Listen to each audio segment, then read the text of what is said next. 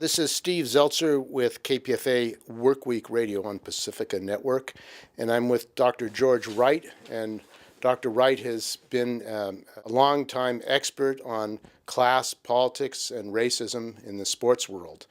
And he's done studies on the Olympics and the role of capitalism in sports and race. So welcome to Workweek Radio. Thank you, Steve.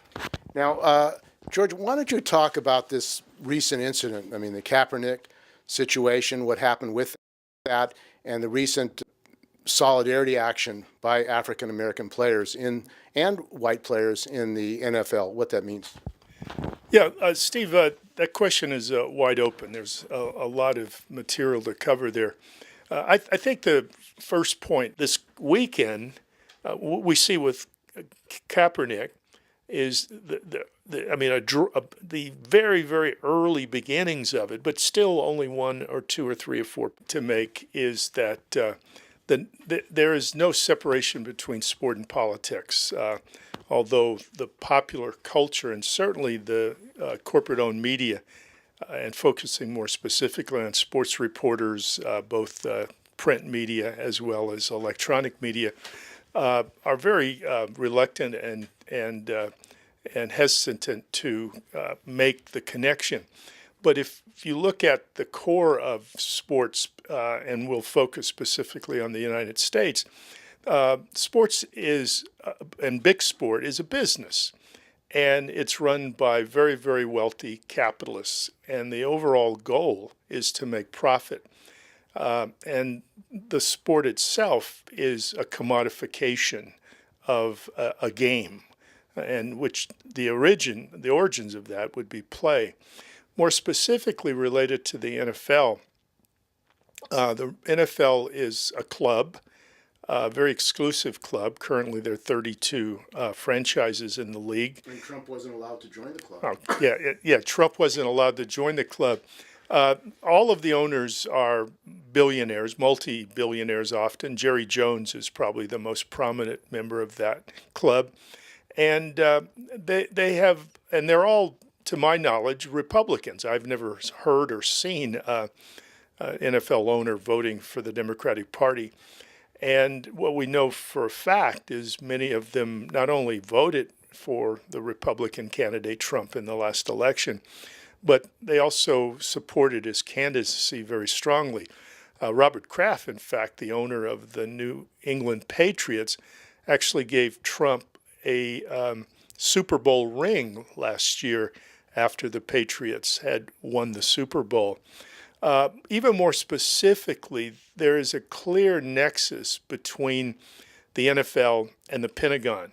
In fact, for the last 10, 15 years, the Pentagon has actually paid the NFL millions and millions of dollars annually to put on very dramatic patriotic spectacles prior to each football match. We've all seen these games, for at least those who are interested in watching the NFL. We see the players lining up with their hands over their hearts. We've seen military bands playing the national anthem. We've seen gigantic flags as large as football fields being spread out during the opening ceremonies, as well as often Air Force or Navy jets flying over the stadium. All of this is prominently promoted on television by the various corporate medias, ABC, CBS /ESPN, and NBC during the build-up for the games. And in fact, the purpose on the part of the Pentagon is to use football as a religion, if you will, to promote a commercialized, militarized propaganda tool to bring unity to the country, and even more specifically, to use it as a tool to recruit young working class men and women to sign up for the military. If you've seen any football broadcast, there are many, many commercials advertising the Marines, the Navy, the Air Force, the Army, etc. And all of this is part of a recruitment tool. So there's been no separation between capitalism, sport, or big sport, and the Pentagon. That more or less sets the stage. The origins of this particular round of sports protests, I think, probably was born within the context of Black Lives Matter. Several years ago, as you may recall, a young teenage boy, Michael Brown, was murdered in cold blood by Ferguson, Missouri police. We know this categorically because it's on video. And at that point, you see a major protest movement start, not only in Ferguson, but throughout the country, which was started by African Americans, but quickly joined by a variety of other groups, obviously white activists, white liberals, white progressives, white radicals, etc., under the umbrella of Black Lives Matter.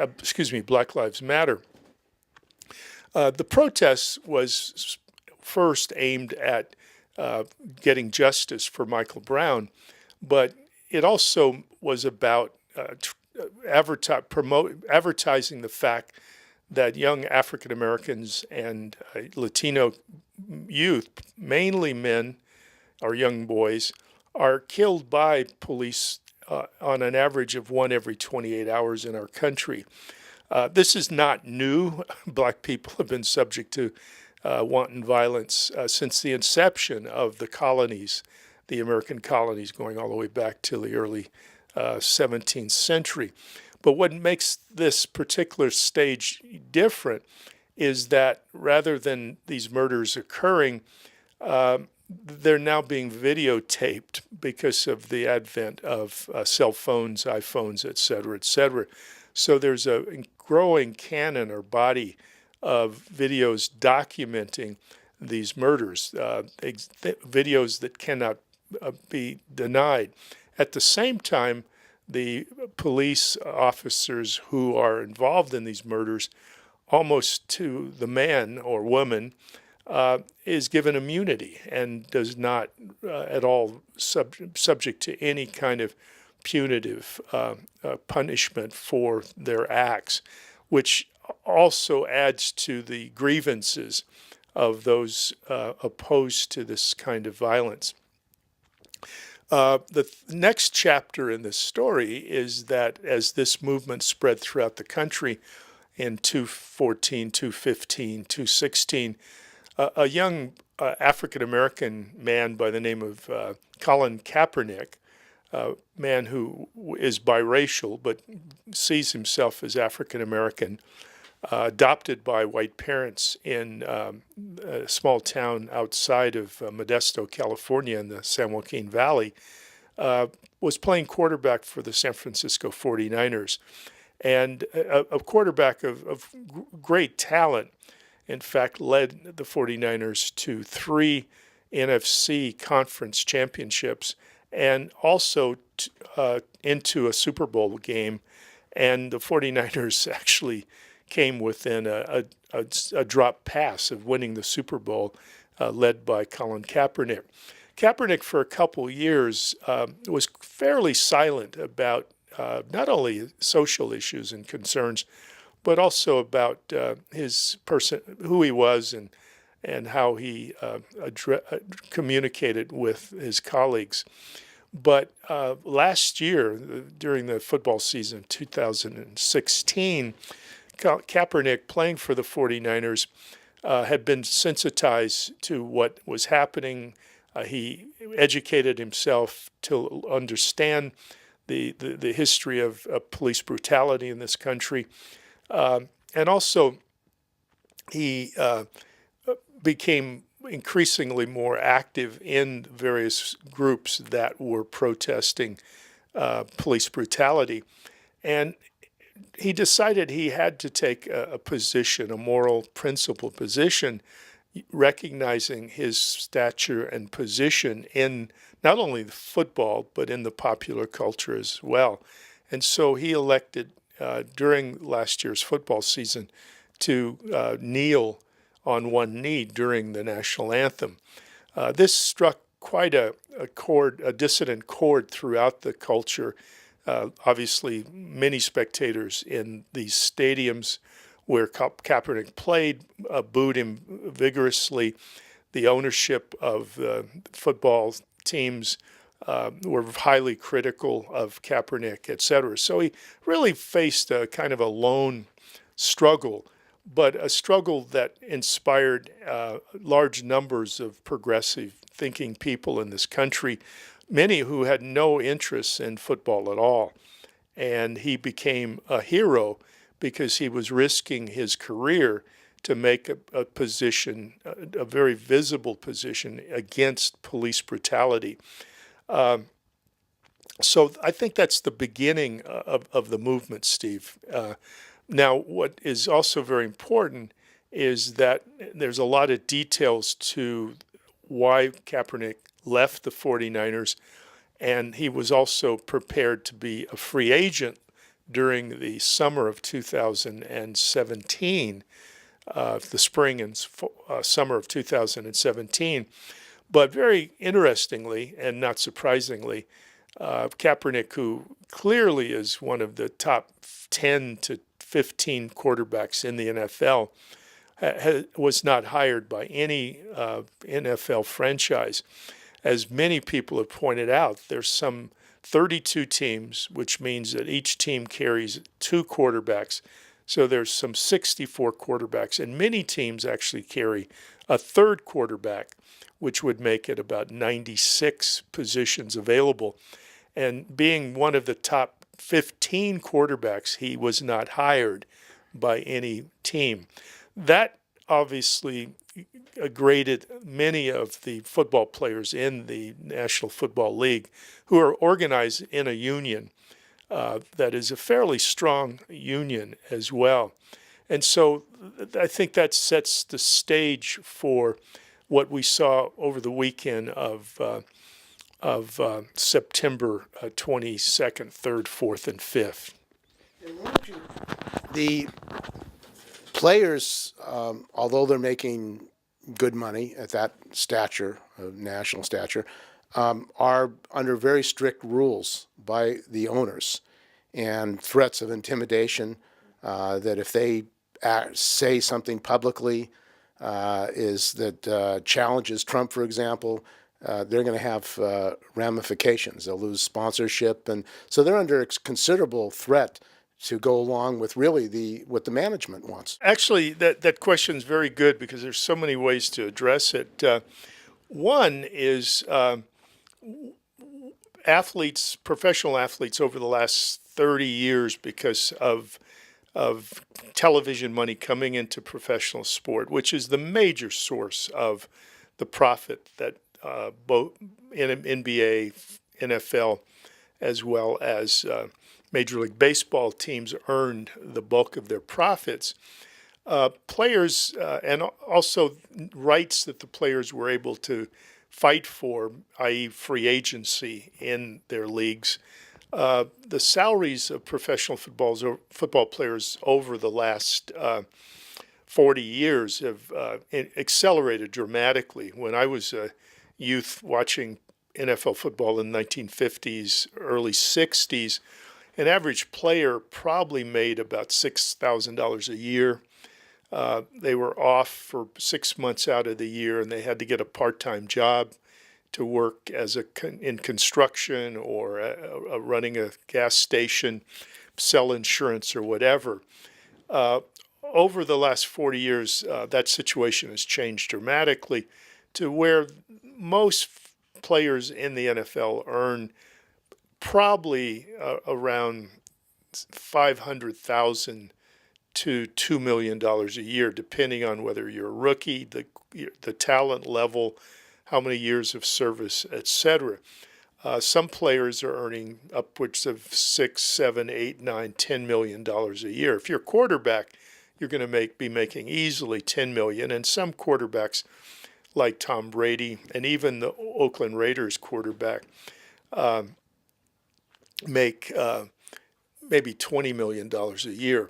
But there's a catch to all of that as well, and that is that most players make less than $1 million a year.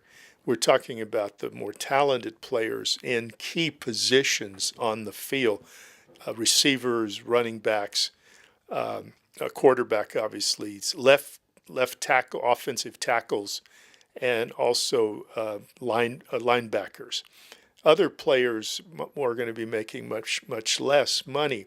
What is also important is the average length of tenure for a professional football player is around 4 years. So obviously a young person coming out of college is going to sign a contract. Let's say he signs for $600,000 to $1.5 million. First thing he's going to do is buy his mom a house. And then he's going to buy a car. And then he's going to give money to his family. So that money isn't going that far. And when you're only going to be playing about 4 years, you're not as wealthy as most people think. Now, again, some of the key players are making enormous amount of money, but that's not the case for the average NFL football player. I think the next point I want to make is that you have to give credit to Professor Harry Edwards, who is kind of the dean of black sports sociology, going back to the 1960s. He's also the architect of the Olympic Project for Human Rights, which advocated boycotting the 1968 Olympics. Edwards has pointed out a kind of a framework to understand athletes, particularly black athletes, revolting or protesting against certain conditions in our society. What's interesting is his so-called third wave or third phase was in the 60s, where we see Tommy Smith, John Carlos raising their fists at the Olympics in Mexico City. Bill Russell played with the Celtics. Jim Brown played football for the Browns. Obviously, Muhammad Ali making his famous stand against being drafted to go to Vietnam.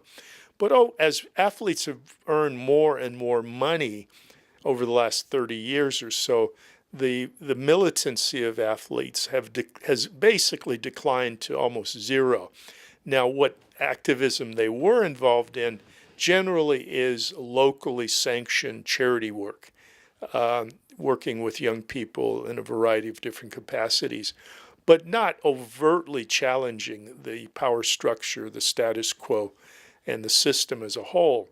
So many of us, myself included, have been very, not frustrated, but curious and hopeful that black athletes in particular would begin using their platform because of how much money they do make and how popular they are and how immune we thought they were to being ostracized by the society as a whole.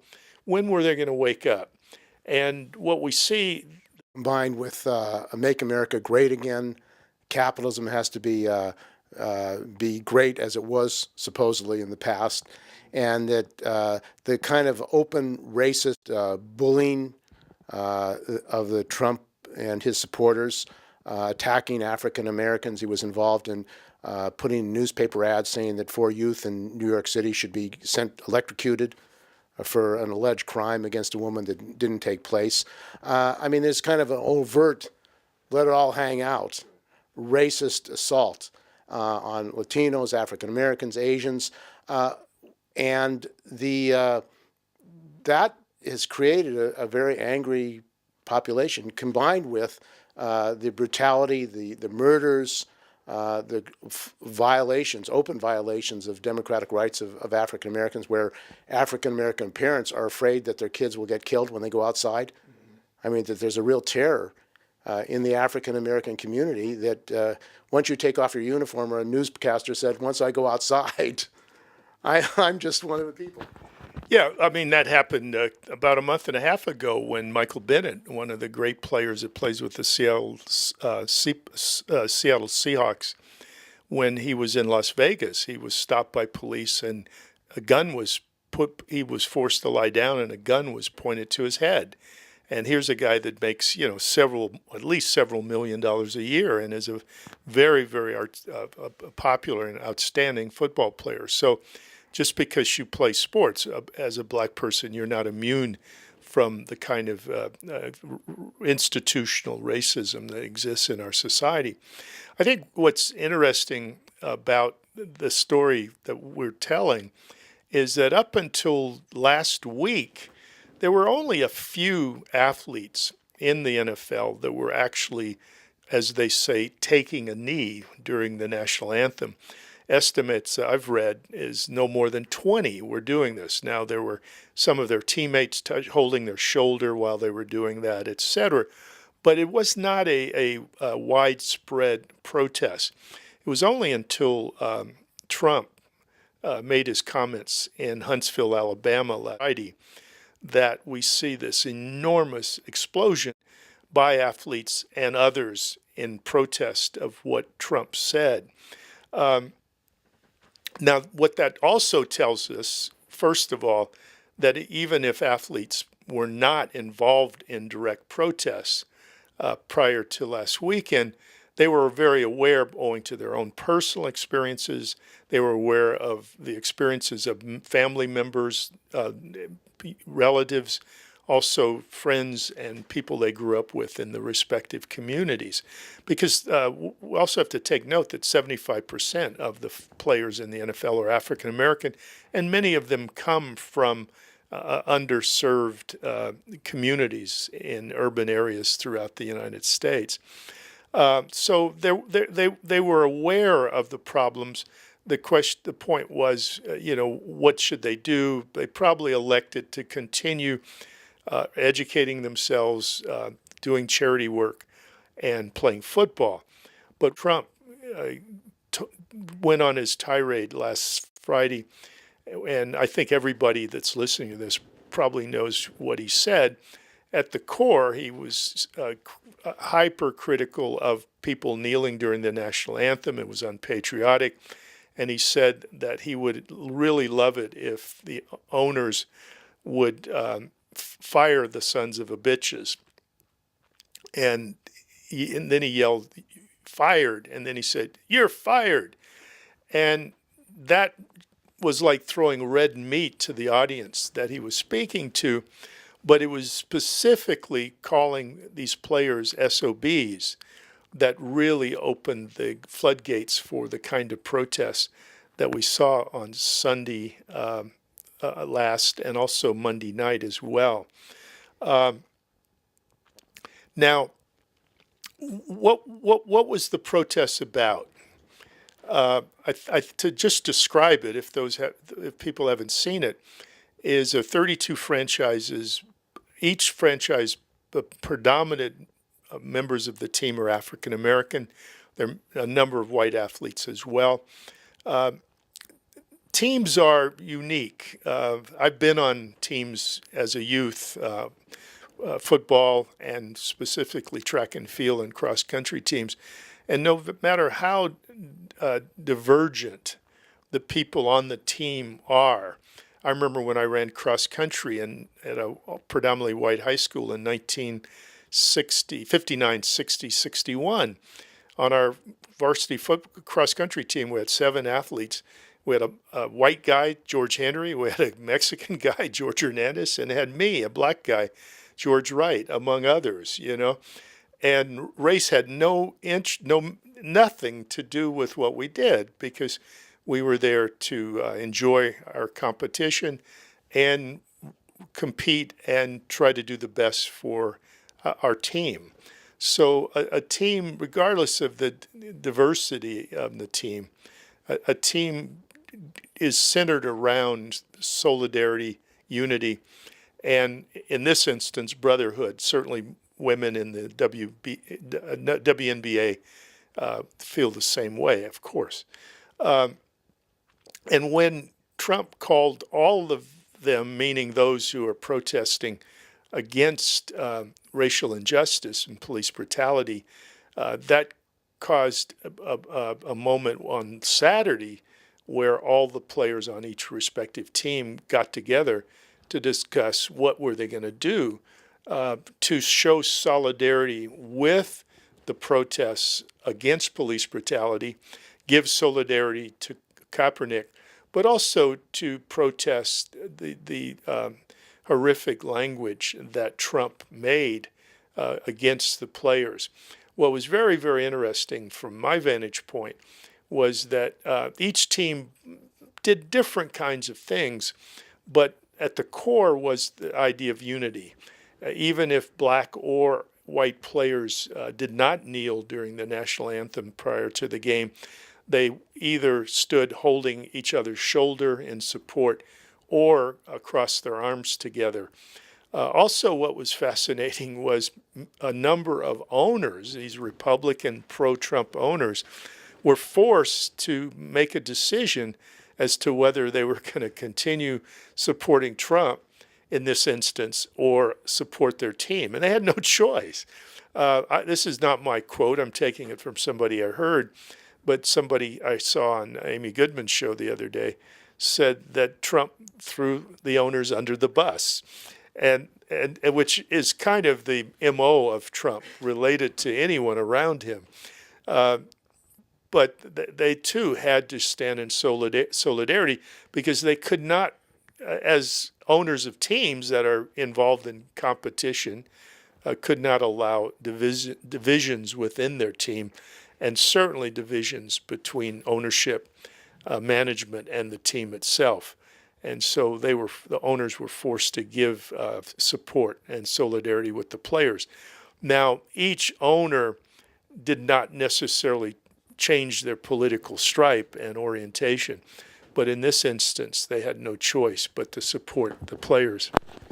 Now, there have already been repercussions. Sponsors have pulled, sponsorship from athletes that took part in this, and also the government is now saying, and Trump said you should be fired, which is illegal under the U.S. Code for a politician to say you should be fired because of an act of free speech is illegal under the U.S. Code. Of course, nobody has said you should go to jail for actually threatening a person's job because he was engaged in free speech.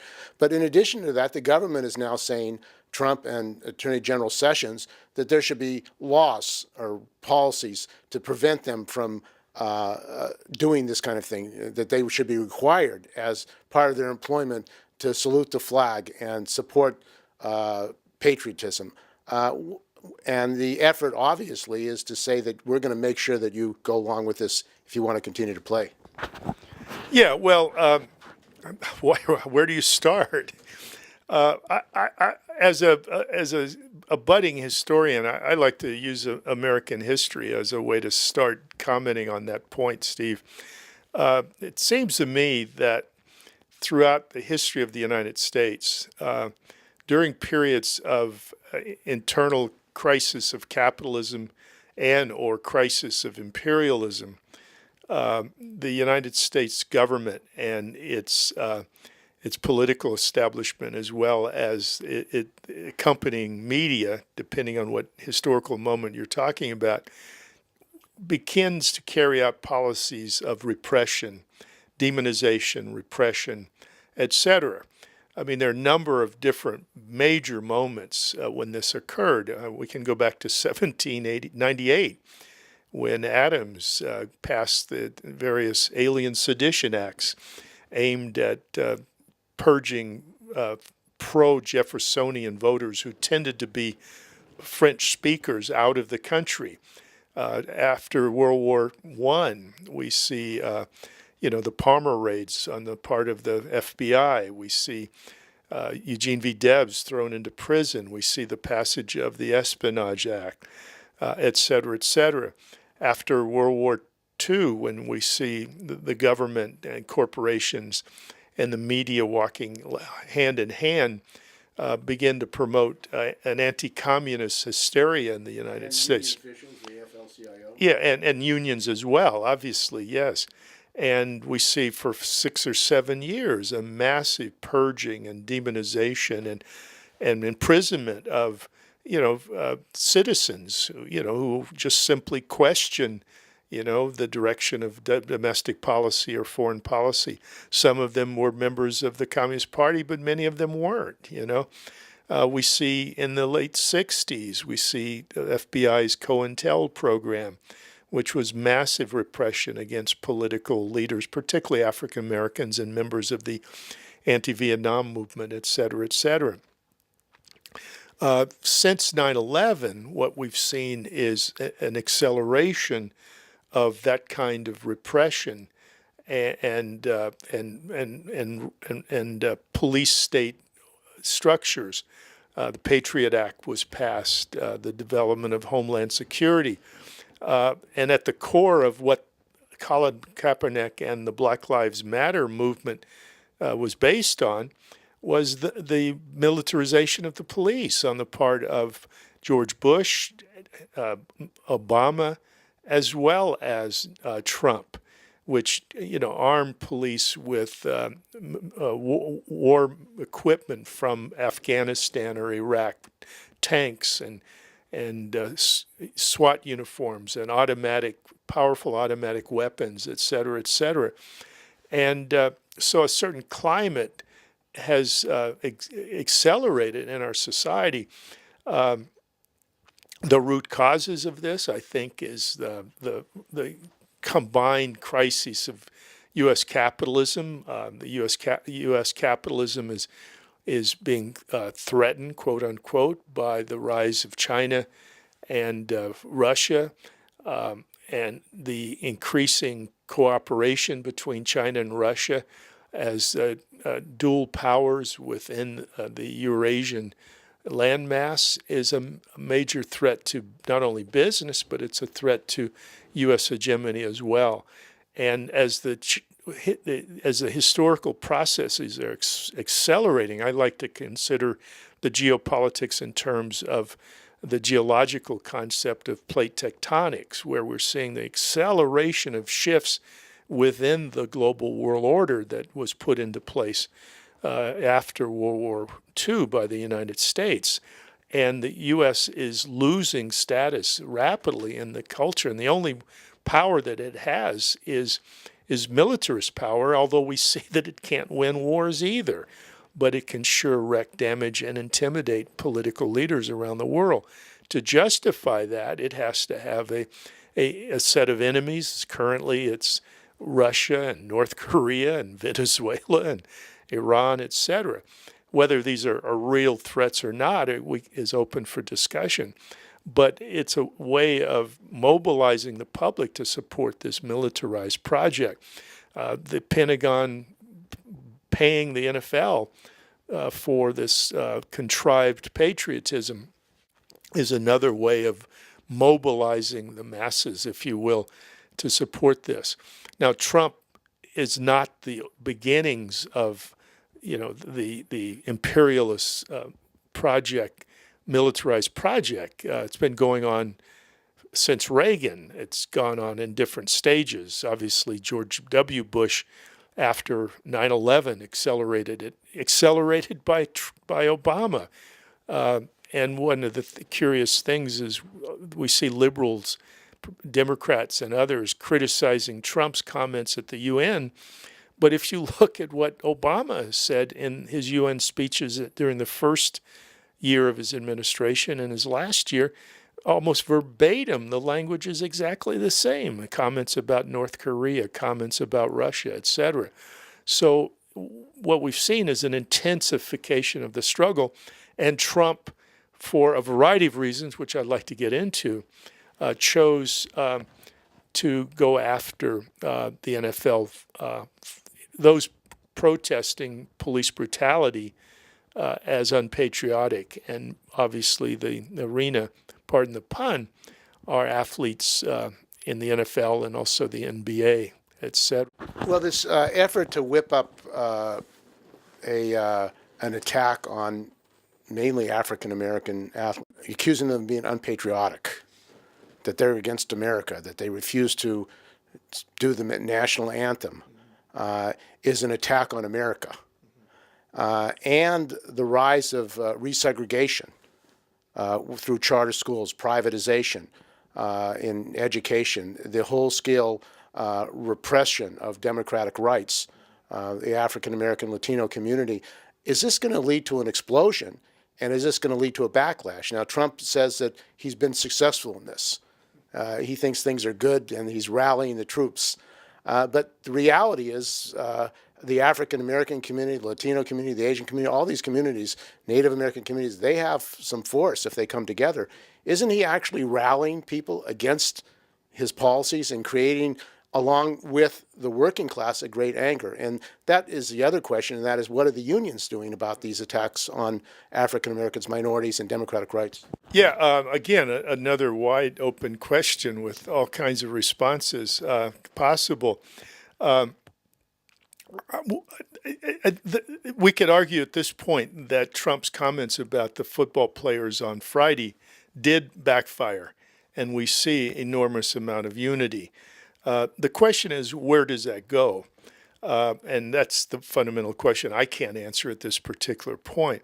What I am concerned about related to what happened on Sunday and Monday night in the NFL games is, and I've seen this many, many times before related to social movements that are beginning to move and electing to take certain tactics or tactics within an overall strategy to address the concerns, is that I'm concerned that the issue is going to be more whether an athlete or anyone has the right to take a knee, as they say, during the national anthem versus the original reason why Kaepernick took a knee, and that was to promote police brutality and all of what that implies. And that the great implication is what you just outlined, Steve, is the neoliberal project of privatization and cutting social spending to a bone, as well as cutting taxes for the wealthy, et cetera, and further breaking unions.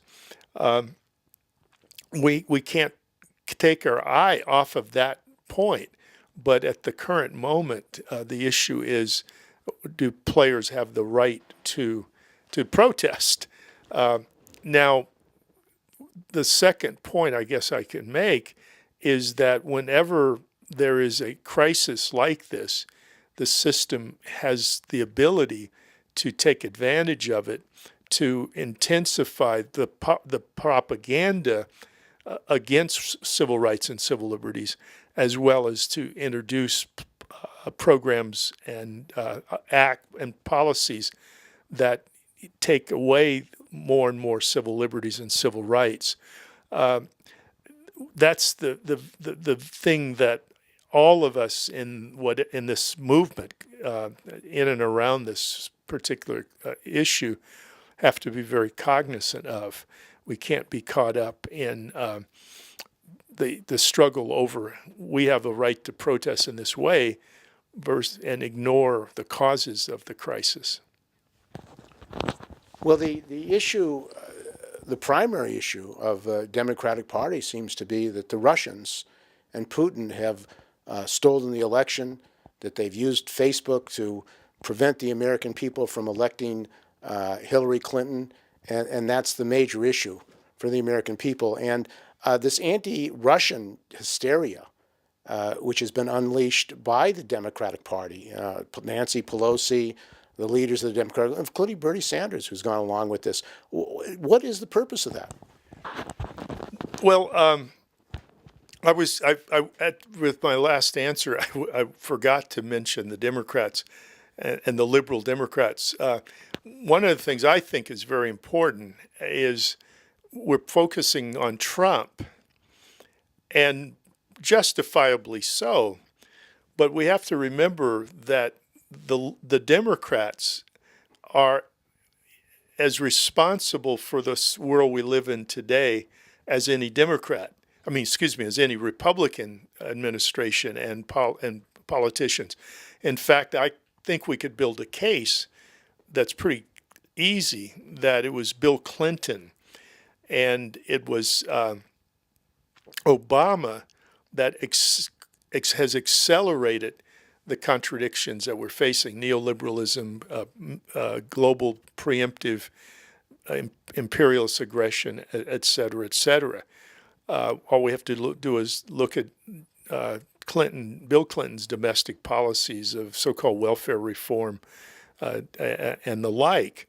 And then it was Bill Clinton who was the first to start bombing so-called Muslim terrorists in the name of fighting terrorism when he sent missiles into Afghanistan in 1998. And it was Carter, his national security advisor, the late Zbigniew Brzezinski, who is the grandfather of the Islamic terrorists or fundamentalists, the Islamicists, because he began covertly funding Osama bin Laden and others in July of 1979 to fight against the Soviet Union when the Soviet Union intervened into Afghanistan. Prior, 6 months before the Soviet Union intervened into Afghanistan to try to prevent the overthrow of a secular government in Kabul.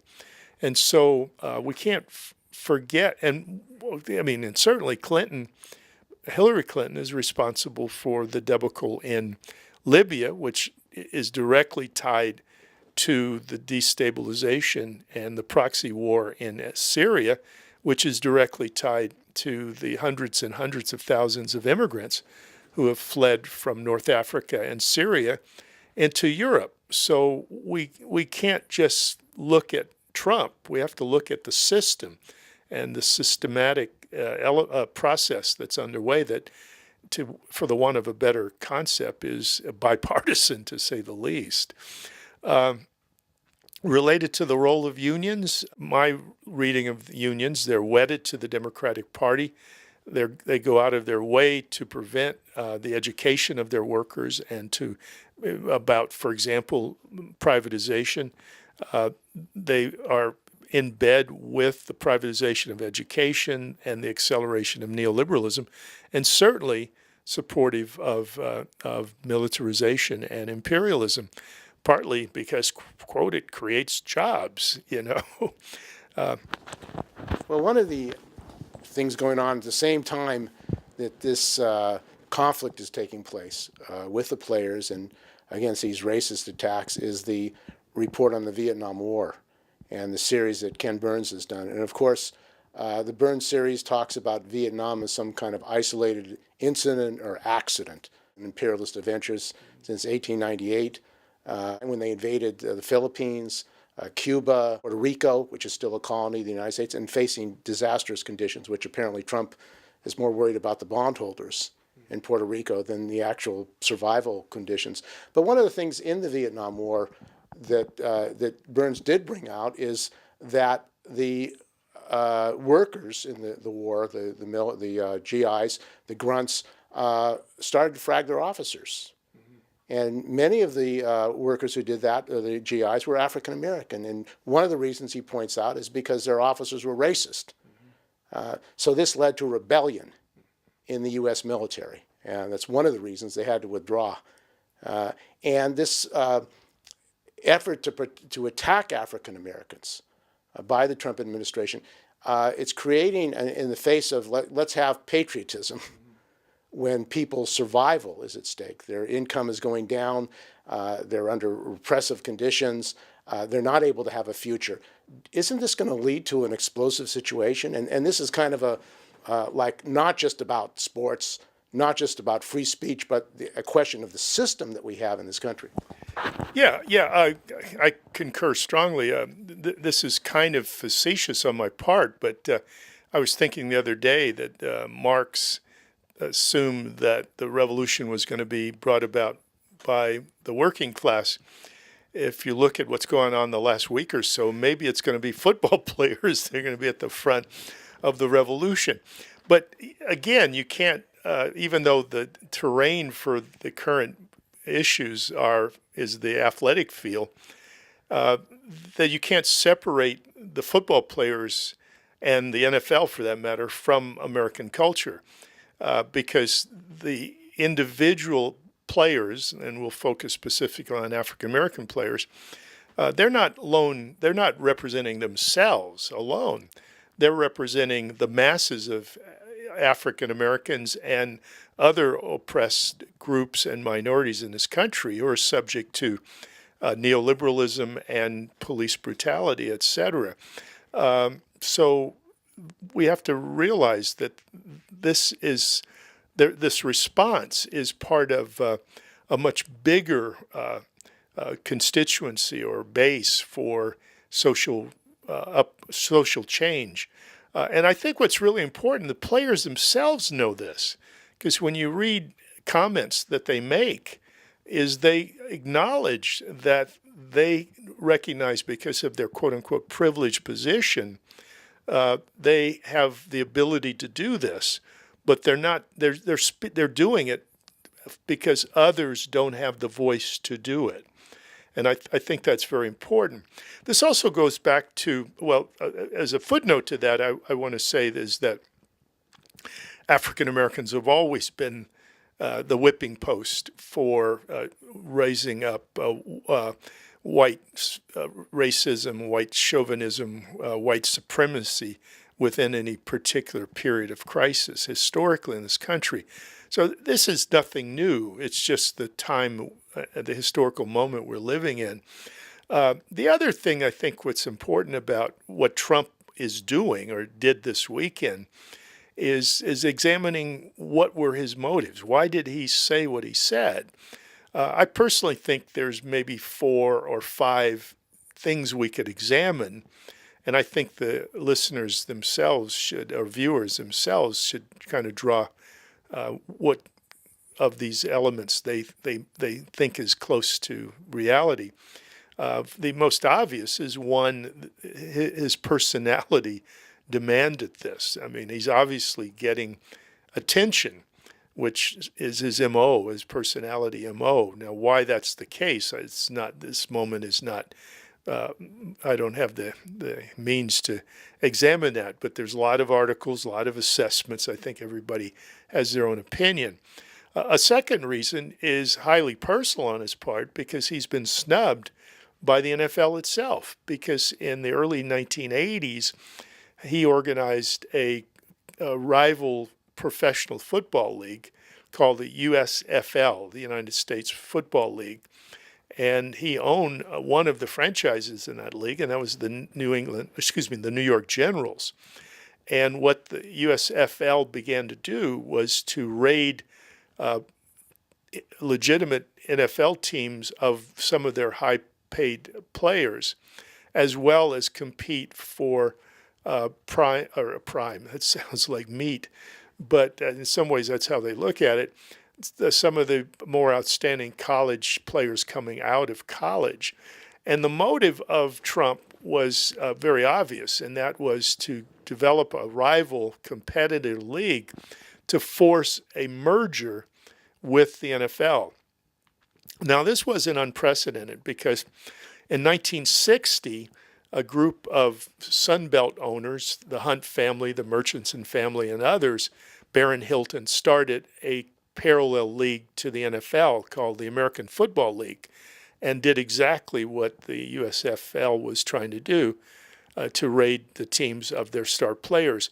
And it was so effective that by 1966, the NFL was forced into a merger with the AFL, and that's why we have as many football teams as we do. When I was a youth in the 50s, there was only 12 NFL football franchises, and only 2 on the West Coast, the 49ers and the Rams in LA.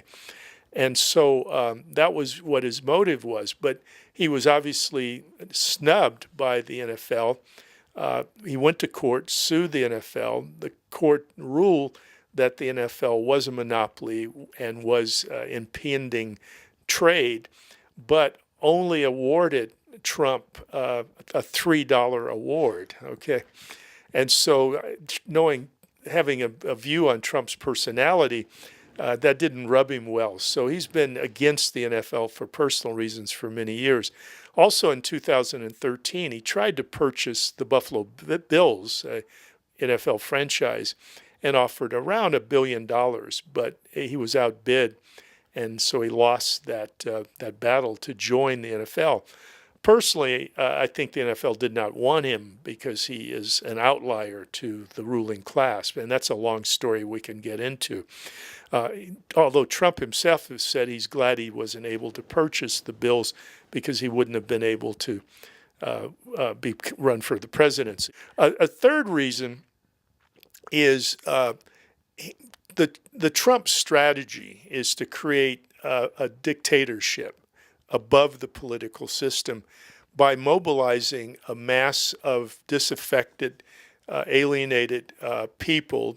Vast majority are white males, many of them former Democrats, etc., who feel displaced by the globalized political economy of the United States, and justifiably so. The problem is that the mainstream parties, both Republican and Democrat, are responsible for that globalized political economy, and they don't provide opportunity, reforms, and jobs for this affected group of people.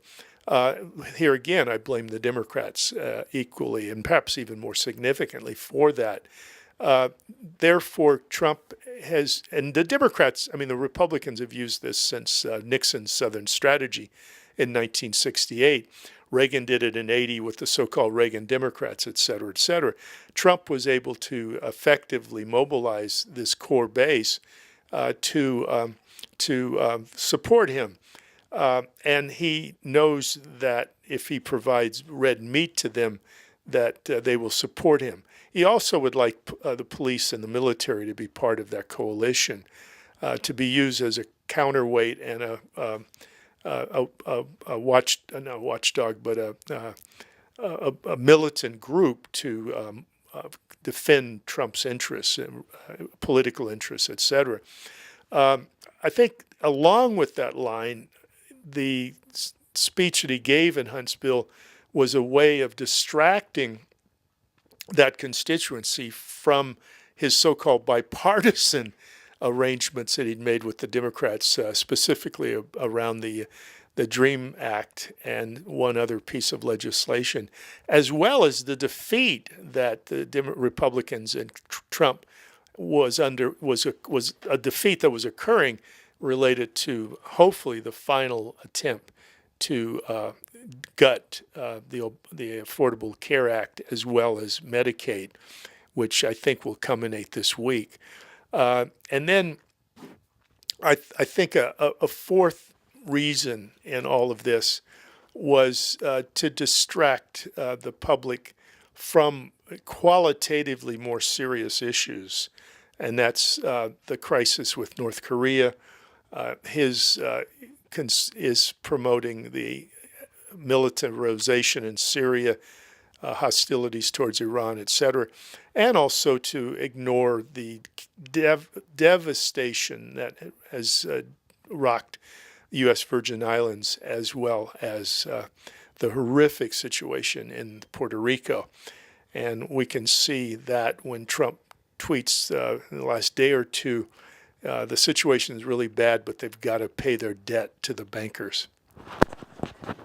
Now, one of the other issues about the Football League was Trump's anger about the rules that limit injuries and possible injuries to players. And he said he was tired of these calls by referees that they should not try to kill each other like gladiators. And he said that was what the game, it was ruining the game. That's why people weren't watching it. And it has a history in the NFL because of the film Concussion about the cover-up of these injuries. Many of these players have serious injuries that destroy them, create situations where they commit suicide or kill other people. And apparently he would like them to be gladiators, as they were in the Roman time when slaves were used in that purpose. I mean, it's a system profit, and the owners, of course, fought these studies that showed that they were being harmed physically, mentally by the practices of the league. Yeah, yeah. Well, part of that statement he made is part of throwing the red meat to this constituency, but also shows the vileness and inhumanity of Trump himself. Football, by definition, is a violent sport, and it's become even more violent because the players are bigger, stronger physically, and train and this is partly because they train year round, and the hits are more violent than they've ever been. As a kid in the 50s, watching the pro football players, they didn't have definition muscles. They were smaller. Linemen were 210 pounds. Now you got linemen at 330 pounds. And are as quick as a smaller athlete. So the level of violence is even much greater than it historically has been. But we've had examples for the last 60 years of players dying at early age and then finding out that they suffered brain disease, et cetera, et cetera. And obviously the NFL consciously, maliciously covered up any kind of report that alleged this, owing to revelations that have been forced upon the NFL in the last 4, 5, 6 years. They've been and the players themselves are the ones that have organized, the former players have organized to make these demands on the NFL to get reparations for the harm that that was done to them. And so there have been some changes, reforms in the last couple years related to how players are supposed to hit one another. The most dangerous hit is when helmet to helmet, which means both heads are hitting one another at large speeds. You're supposed to tackle with your shoulders and not your head, for example. Also, related to how much off-season training the teams can have as well has been pared down quite significantly.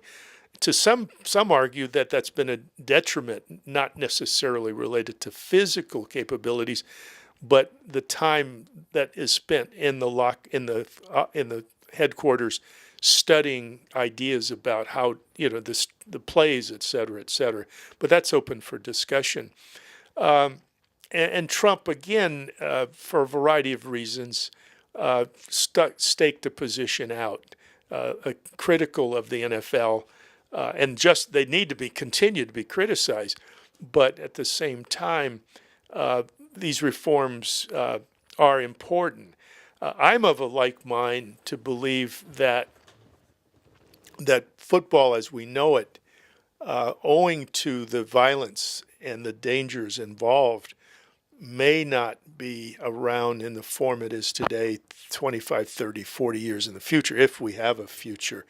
And we can partly say this because already middle-class parents, regardless of race or ethnicity, are not allowing their young sons to play youth football, Pop Warner before they go to high school, and high school football because of the dangers. And they're trying to encourage their children to go over into less dangerous sports, obviously basketball to some degree, but even soccer. But soccer is not immune from brain disease as well, but not as prominent as American football. So this is an issue that has to be also recognized in this big story. And this is a point that Harry Edwards brings out as well, is that as white middle-class families are not allowing their children, their boys, to play football, there will be more relatively underprivileged working-class black youth playing football, to where at some point the league might be 90, 95, 98% African-American, because that's a major vehicle for these young men to be able to make some money to maybe improve their lot in life. So this is an ongoing issue that will not go away and will have significant impact on the nature of football as a whole throughout our country. One of the things that's being introduced with younger kids is flag football rather than tackle football. And personally, I played football when I was young. I played on a tackle football team at a high school for 1 year. I actually quit. I was 13 years old, and I quit because a pulling guard had plowed me into the ground about 3 feet, and I'm lying there saying, I'm going to get killed. And I won't even see it happen. And so luckily I found distance running as a sport rather than football. But I still love throwing the football and catching the football. It's a fun, aesthetic sport, but is highly dangerous. And obviously the commercial form of it, the commodification of it, makes it even more dangerous. And one of the backlashes of Trump's attack was the disinvitation of the Warriors and his attack then on Curry, and that whole really confrontation with award-winning, terrific athlete and award-winning team. Has that woken people up? I mean, there are a lot of people that support Curry and the Warriors, and for Trump to openly make this attack, LeBaron said he was a bum. I mean, this whole political confrontation, is raising a lot of issues. Oh yeah, no question, Steve. It's you pick the issue you want to address. I think it's a catalyst. I don't think you can put the genie back into the bottle at this point. And to be honest with you, I'm extremely proud of the athletes and what they're doing, and regardless of the limitations of some of their actions and protests. Because what's also very important, they're taking principled stands on very important moral and ethical and humane issues. And a lot of young people in particular, I'm talking about preteen, teenagers, admire these athletes enormously. And when they see these athletes not only as accomplished sports people, but also taking principled stands, that has to inspire some of the youth. I know I was inspired by those kinds of actions when I was young, and I was able to walk this tightrope of loving sport, but also looking at it politically and what its implications are. And much of my politics to this day is generated by that linkage that started when I was a teenager, et cetera. So I'm really inspired by not just what they're doing, but what the long implications are. And also when you see people that are taking risks economically on these issues, that gives encouragement to other people who might be afraid to take risks as well because they're afraid to lose their job or they won't get promoted as well.